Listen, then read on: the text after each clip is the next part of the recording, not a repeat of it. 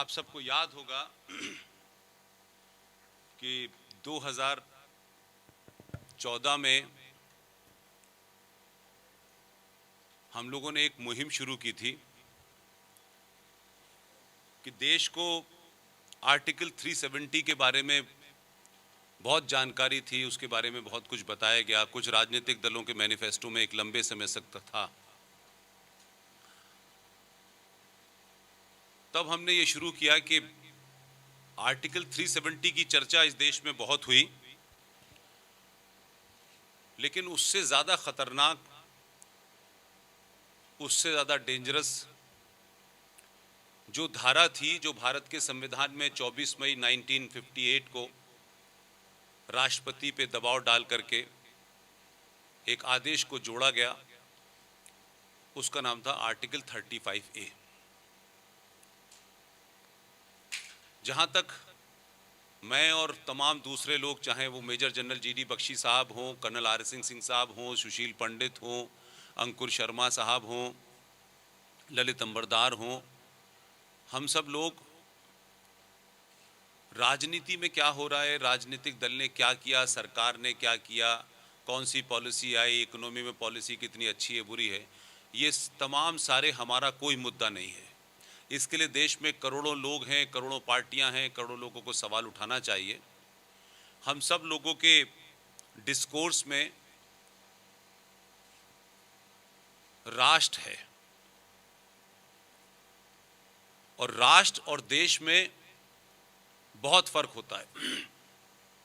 इसलिए हम तमाम सारे लोग उन मुद्दों को एड्रेस कर रहे हैं जिससे राष्ट्र खतरे में है।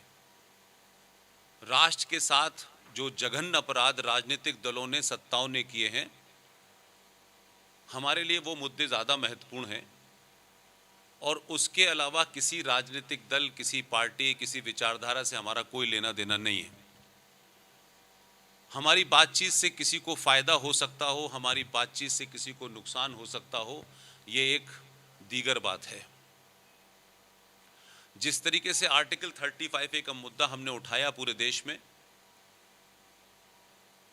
हमें खुशी है कि 2019 में जब चुनाव हो रहे थे, क्योंकि लोकतंत्र के अंदर एक महत्वपूर्ण बात यह होती है कि सत्ताओं के लिए वो मुद्दे जिससे वो सत्ता में पहुंचे, वो महत्वपूर्ण होते हैं। आर्टिकल 35A भारत की इस वक्त की रूलिंग पार्टी के मैनिफेस्टो में पहली बार छपा कि हम आर्टिकल 35A को भी हटाएंगे। उसके बाद हम सबको ये यकीन हो गया कि राजनीतिक दल अपनी राजनीति करें, सरकार की अपनी क्या प्रायोरिटीज़ हैं, कब करेंगे, कैसे करेंगी, किसको करेंगी, किसको नहीं करेंगी। लेकिन आज संचार क्रांति के इस दौर में अगर आप अपनी बातों को तथ्यों के साथ, तर्कों के साथ, फैक्ट एंड फिगर के साथ रखें और उनसे होने वाले राष्ट्र को नुकसान के बारे में अगर जागृत कर दें, तो इस संचार क्रांति के माध्यम से आपको वेरीफाई भी लोग करते हैं, क्रॉस चेक भी करते हैं, और अगर आपकी बात सच है और लोगों की समझ में आती है, तो एक जन सैलाब जो है उस बात को उठाता है और उससे राजनीतिक दल दबाव में आते हैं। इसी तरीके के एक मुद्दा है जो शायद आपको भी शायद नहीं पता होगा, हमको भी शायद नहीं पता था, इसलिए वो मुद्दा हमारे लिए सबसे बड़ा मुद्दा है। 1922 में जब भारत में अंग्रेज़ों का रूल था, उस वक्त वक्फ प्रॉपर्टी कानून बना था। उसके बाद 1956 में नेहरू जी की सरकार ने उसमें अमेंडमेंट किया। फिर 1995 में PV नरसिम्हा राव ने उसमें फर्दर अमेंडमेंट किया। और जितनी भी मेरी बातचीत है, देश भर में मैं जहां भी जाता हूं, आम आदमी को ऐसे मुद्दों का पता नहीं है।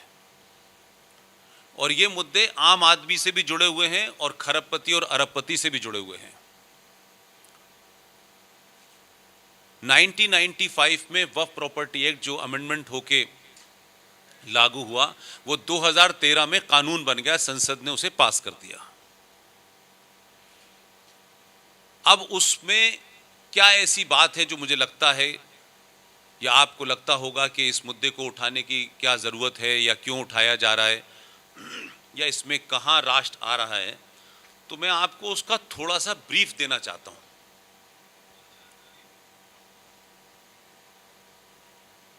जिस तरीके से आपको याद होगा कि भारत के संविधान में एक आर्टिकल है, आर्टिकल 14। आर्टिकल 14 ये कहता है कि भारत के अंदर जो भी नागरिक है, उसका रंग क्या है, उसका मजहब क्या है, वो क्या करता है क्या नहीं करता है, अमीर है गरीब है, सारे लोग देश के आर्टिकल 14 के तहत संविधान के सामने सब बराबर हैं। लेकिन उसी समय जब ये प्रक्रिया चल रही थी, उसी समय आर्टिकल 14 को वायलेट करते हुए आपने देश में 25 से 30 तक आर्टिकल बनाए, आर्टिकल 30 बनाया और उसमें से कहा कि इस देश में मुसलमानों को अपने मजहब की तालीम, अपने दीन की तालीम देने के लिए अलग से वो अपने इंस्टीट्यूशन खोल सकते हैं। इसी तरीके से देश को बिना बताए 1993 में मंदिर आंदोलन के बाद जो स्थिति उपजी, उसमें सरकारों ने बिना किसी बेसिस के, बिना किसी डेफिनेशन के यकायक एक अनाउंसमेंट कर दिया और कहा कि भारत के अंदर 5 मजहब अल्पसंख्यक हैं। उसमें बौद्ध है, ईसाई है, सिख है, मुसलमान है और एक और कौन है, और पारसी, सॉरी। अब ये 5 पंथों को कहा कि साहब ये अल्पसंख्यक है देश के अंदर, और उसके फौरन बाद ही आपने नेशनल कमीशन फॉर माइनॉरिटीज बना दिया। आपने भारत के संविधान को ब्लेटेंटली फिर दोबारा से इरोड किया, उसकी फिर अवहेलना की और ये 1993 में बन गया और ये चल रहा है। हम लोगों ने जब सरकार से आरटीआई लगा के ये पूछा कि इनको जब घोषित किया गया, पारसीज को, सिख को, बौद्ध को, क्रिश्चियन को और मुसलमानों को, तो व्हाट वर द बेसिस, किस बुनियाद पे आपने कहा कि ये माइनॉरिटी हैं? कोई तो बेसिस होगा। तो हमने यूएनओ के अंदर जो माइनॉरिटी की डेफिनेशन है, जो उनके चार्टर में माइनॉरिटी की डेफिनेशन लिखी हुई है, उसमें लिखा हुआ है कि टोटल पॉपुलेशन का 1.5, चाहे वो लिंग्विस्टिक हो, चाहे वो रिलीजियस हो, वो माइनॉरिटी माना जाएगा। ये यूएनओ का लॉ है। जब हमने यहां आरटीआई के माध्यम से पूछा तो सरकार के जवाब में यह आया कि 1993 में जब 5 पंथों को माइनॉरिटी घोषित किया गया, तो ना तो उसकी कोई परिभाषा तय की गई है, ना ही कोई उसका बेसिस तय किया गया है, सिर्फ ये एक अनाउंसमेंट कर दिया गया। अब उसका डिस्क्रिमिनेशन ये है कि 2011 का सेंसस ये कहता है कि देश में 40,000, ओनली 40,000 पारसी हैं, 1.5% सिख है, 3% ईसाई है, 1% के आसपास बौद्ध है और 16% मुसलमान है। तो सवाल यह उठता है कि सरकार ने एक गैर संवैधानिक काम किया कि संविधान की जो धारा या रूह है या उसकी आत्मा है कि जब सब बराबर हैं, तो फिर ये अलग अलग रेवड़ी क्यों बांटी गई? तो सरकार की आरटीआई में आया है, हमारे पास कोई इसका बेसिस नहीं है, ना हमको इसकी डेफिनेशन पता, ना सरकार के पास कोई इसका इस किस्म का कोई दस्तावेज है। अब उसके बाद आगे चलिए आप, फिर 1995 में आपने वक्फ प्रॉपर्टी एक्ट में अमेंडमेंट कर दिया, और वहां से फिर आप आगे चलें तो पता चलता है कि 2005 में पाकिस्तान पंजाब शहर के चकवाल डिस्ट्रिक्ट में एक साहब पैदा हुए 1923 में, और एक और साहब पाकिस्तान के पंजाब प्रांत में पैदा हुए। ये दोनों लोग पार्टीशन के वक्त भारत आ गए। ये पृष्ठभूमि इसलिए बता रहा हूं ताकि आप उसको समझ सकें कि कोई फैक्ट आपके पास गलत नहीं हो। उसमें से एक देश के प्रधानमंत्री बने 2005 में, और एक साहब दिल्ली हाई कोर्ट के चीफ जस्टिस होकर रिटायर हुए। दिल्ली हाई कोर्ट के चीफ जस्टिस जो रिटायर होके हुए उनका नाम है राजेंद्र सच्चर, और जो साहब चकवाल डिस्ट्रिक्ट पंजाब से आए थे और भारत के प्रधानमंत्री बने उनका नाम था मनमोहन सिंह। एक दिन यह घोषणा की गई, जिसका कहीं कोई डॉक्यूमेंट नहीं है, कि भारत के मुसलमान जो हैं बहुत ही उनकी दयनीय स्थिति है, आर्थिक, सामाजिक और हर क्षेत्र में वो बहुत पिछड़े हुए हैं। लिहाजा बातों बातों में राजेंद्र सच्चर साहब को ये जिम्मेदारी सौंपी गई कि आप पता लगाएं कि मुसलमानों की स्थिति क्या है, और उन्होंने एक रिपोर्ट बना के दी 2006 में, और उस रिपोर्ट में बहुत सारी बातें की गई और रिपोर्ट के ऊपर अमल शुरू हो गया। और आज सच्चर कमीशन के तहत 5,500 करोड़ का बजट है जो मुसलमानों के अपलिफ्टमेंट में खर्च हो रहा है। आपने उसका फिर दोबारा से संविधान का वॉयलेशन किया। लेकिन इस सच्चर कमेटी की रिपोर्ट में जो तथ्य सामने आए हैं कि कोई भी ऐसा प्रस्ताव जिसे संसद पास करे, कोई भी ऐसा प्रस्ताव जिसे संसद पास करती है तो उसे राष्ट्रपति के साइन होते हैं, तब उस पर अमल होता है। सच्चर कमेटी के बारे में ना तो वो पास हुई है ना ही राष्ट्रपति के उस पर साइन हुए हैं, लेकिन 2005 से एक तरफा भारत के संविधान के आर्टिकल 14 को रौंदते हुए एक खास मजहब के लोगों को सिर्फ इसलिए कि वो वोट बैंक है, आपने माइनॉरिटी कमीशन दिया, आपने सच्चर कमीशन दिया, फिर 1995 में आपने वक्फ बोर्ड कानून दे दिया, और 2013 में भारत की संसद ने वो कानून पास कर दिया। तो वक्फ बोर्ड जो है उसके एम्प्लॉय पब्लिक सर्वेंट कहलाते हैं, और वक्फ बोर्ड जो कानून है 2013 का, वक्फ प्रॉपर्टी एक्ट, सॉरी, उस कानून की धारा आर्टिकल 40 में जो कुछ लिखा है उससे देश खतरे में होगा, उसका सरकार का काम है, सरकार करे। मैं जिस मामले को मुद्दा बना रहा हूं वो ये है कि इससे राष्ट्र खतरे में है। वक्फ प्रॉपर्टी एक्ट 2013 की धारा 40 ये कहती है कि वक्फ बोर्ड के 2 कारिंदे, क्लर्क, इस देश में किसी जगह भी खड़े होकर के, राष्ट्रपति हो या अंबानी का घर हो या कोई जगह हो, अगर वो ये महसूस करते हैं, सिर्फ उनको महसूस करना है, कोई डॉक्यूमेंट नहीं दिखाना है, कोई प्रूफ नहीं देना है, इफ दे फील कि this particular property belong to Waqf board,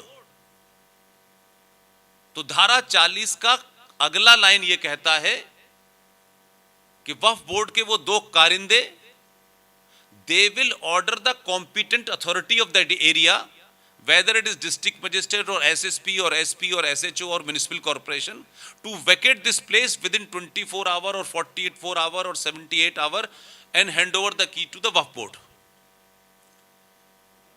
इसमें जिस आदमी की प्रॉपर्टी है उसके पास उस प्रॉपर्टी के कागजात के अलावा तो कोई और प्रूफ है नहीं,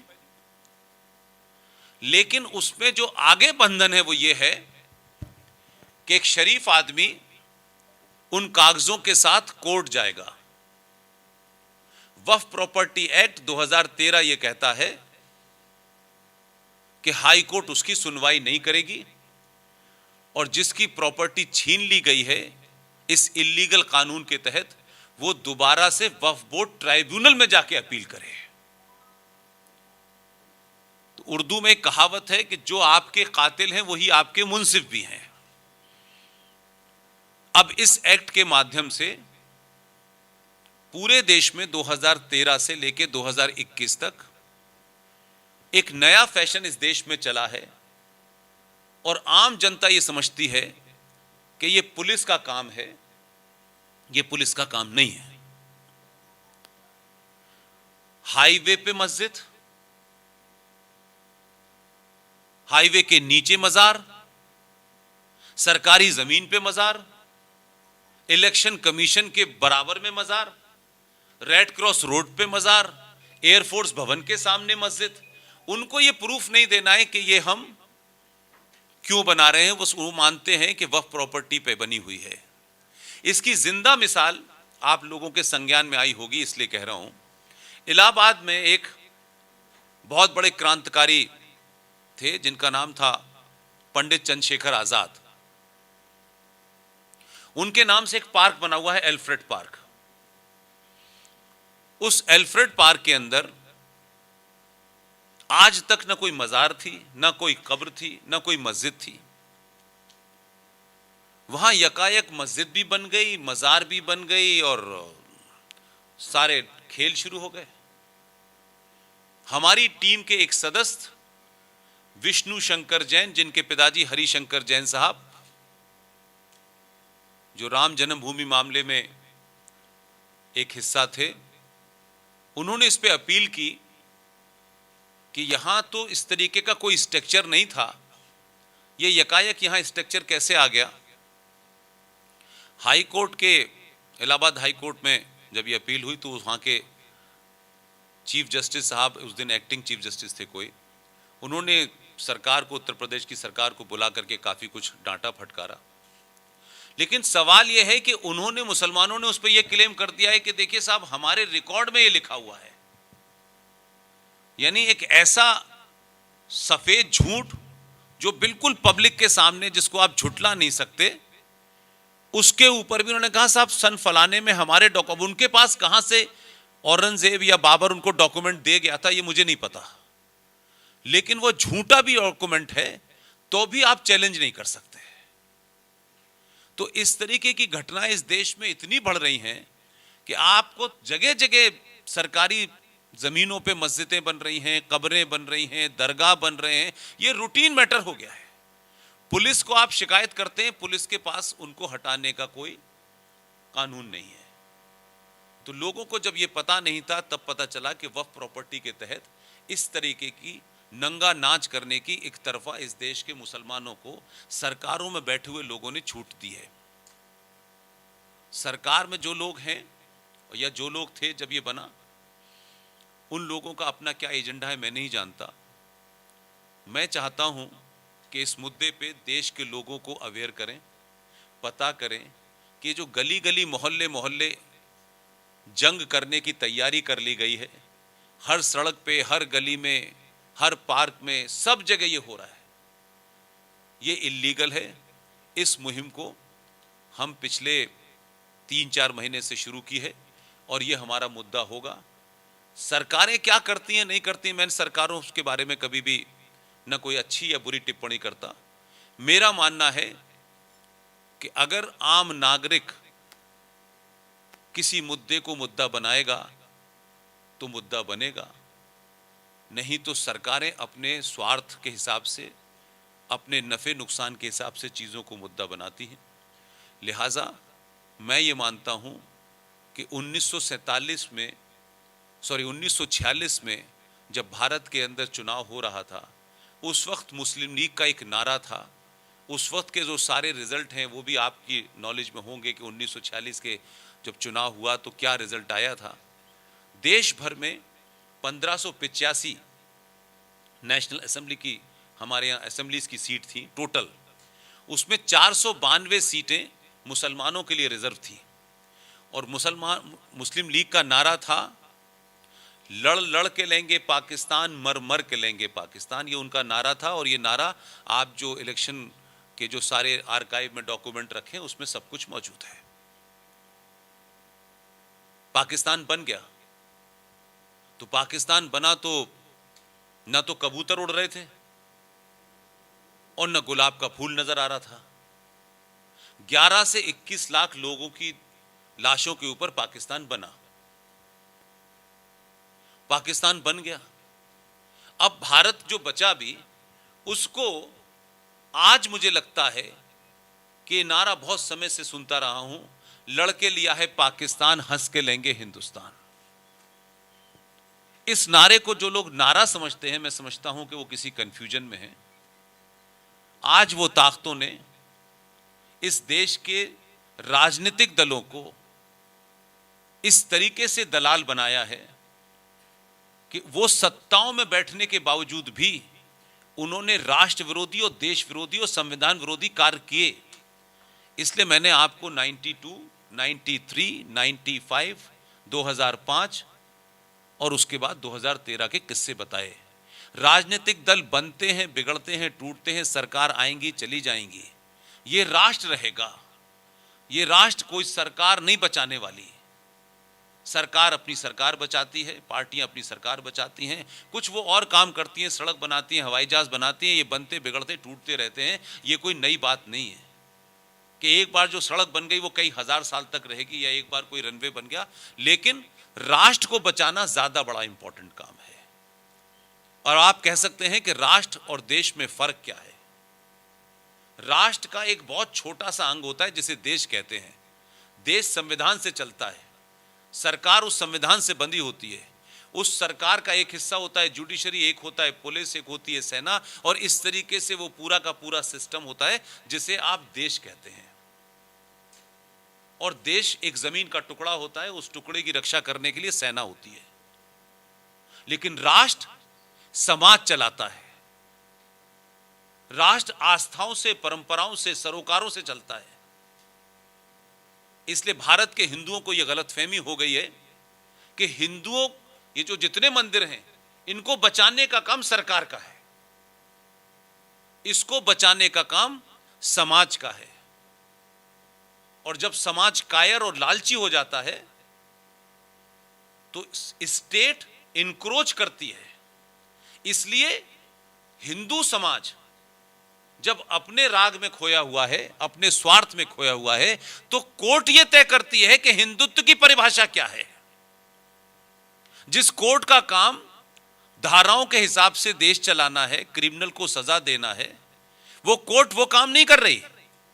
वो सबरीमला के अंदर, जहां हजारों साल की परंपरा के बाद यह तय पाया गया कि कुछ साइंटिफिक कारणों से एक खास वजह पे, खास समय पे महिलाओं का उस मंदिर में जाना वर्जित है।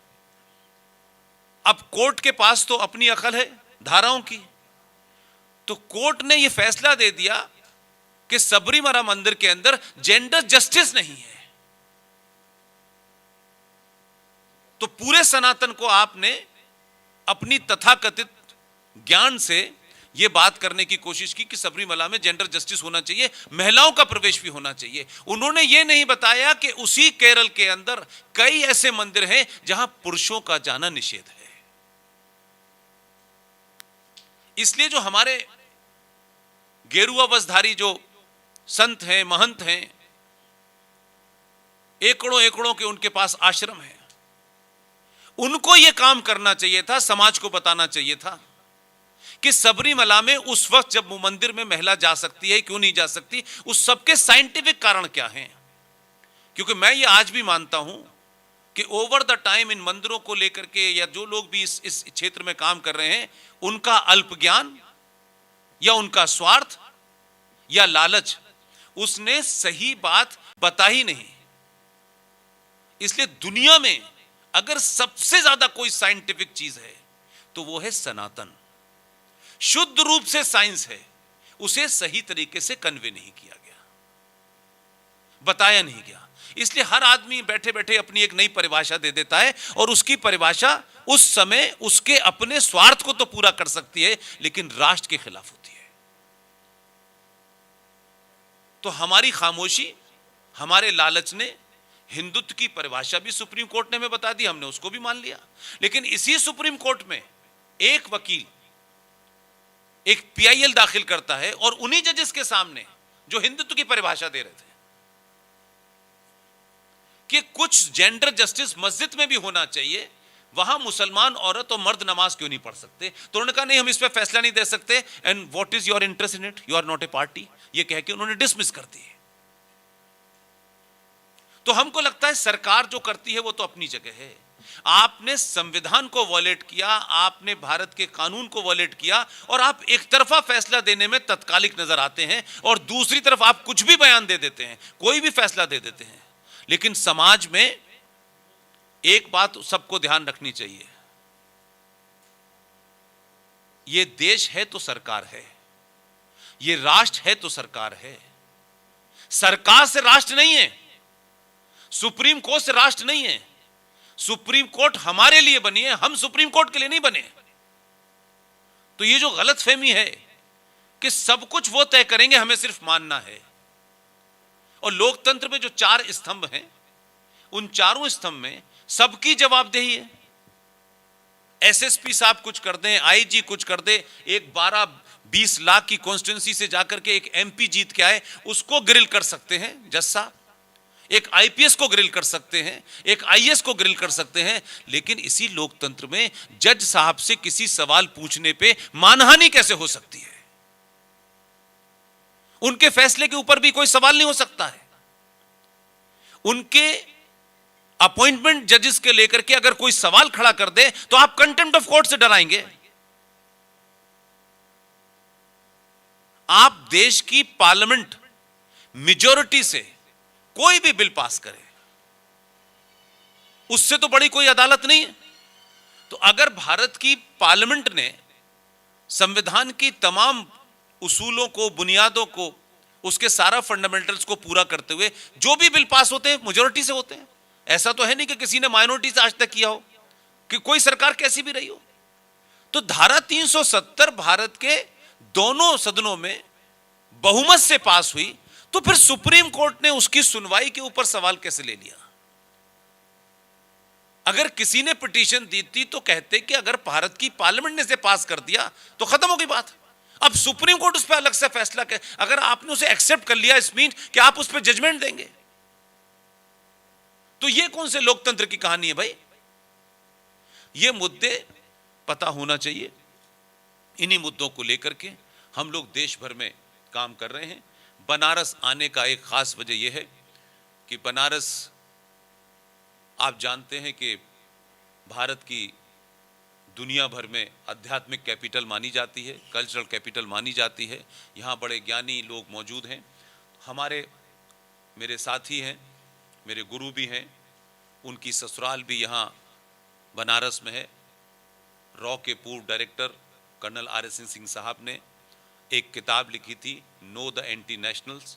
इंग्लिश में ये किताब थी, उसकी बहुत ज़्यादा सेल हुई, बहुत ज़्यादा लोगों ने उसको पढ़ा। लेकिन एक बहुत बड़ा वर्ग था जिनका ये कहना था कि उस किताब को हिंदी में छापा जाए। वो हिंदी में आ गई है, उसको यहाँ बनारस में लॉन्च किया जाएगा। इसी के साथ हम यहाँ आए हुए हैं। लेकिन उस पूरे सेमिनार का टॉपिक यही है कि आंतरिक चुनौतियाँ और ख़तरे भारत के सामने क्या हैं। इसी सिलसिले में मैं यहाँ आया हुआ हूँ और 1-2 दिन रहूँगा आपके बीच में। यही मेरे आने का मकसद है। जो मुद्दे मैंने आपको गिनाए हैं ये सिर्फ जन जागरण के हैं, ताकि लोगों को पता चले कि जिस ज़मीन पे वो रह रहे हैं, जिसे अपना देश कह रहे हैं, जिसे अपना मकान कह रहे हैं, भारत की पार्लियामेंट में ऐसे भी कानून पास हो गए हैं जो आपके हैं नहीं और आपकी कोई सुनवाई नहीं करेगा। आंध्र प्रदेश हाई कोर्ट में जब ये मुकदमा गया तो आंध्र प्रदेश हाई कोर्ट के जज साहब ने कहा कि मैं इसको सुन नहीं सकता, क्योंकि पार्लियामेंट का कानून है कि इसकी सुनवाई हाई कोर्ट नहीं करेगी, इसकी सुनवाई वक्फ ट्राइब्यूनल करेगा। लेकिन उन्होंने जो अपना ऑब्जर्वेशन दिया वो ऑब्जर्वेशन बताता हूँ। उन्होंने कहा कि भारत की जो टोटल लैंड एरिया है उसमें सबसे ज़्यादा तादाद में या सबसे ज़्यादा मात्रा में रेलवे के पास है, फिर डिफेंस के पास है, और तीसरे नंबर पर भारत की ज़मीन वक्फ बोर्ड के पास है।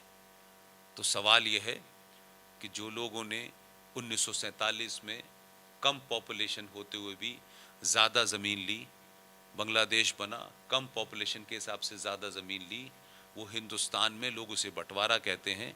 मैं उसे अपनी ज़बान में, हिंदुस्तान ने दुनिया का सबसे बड़ा लैंड जिहाद था वो, और ज़मीन चली गई।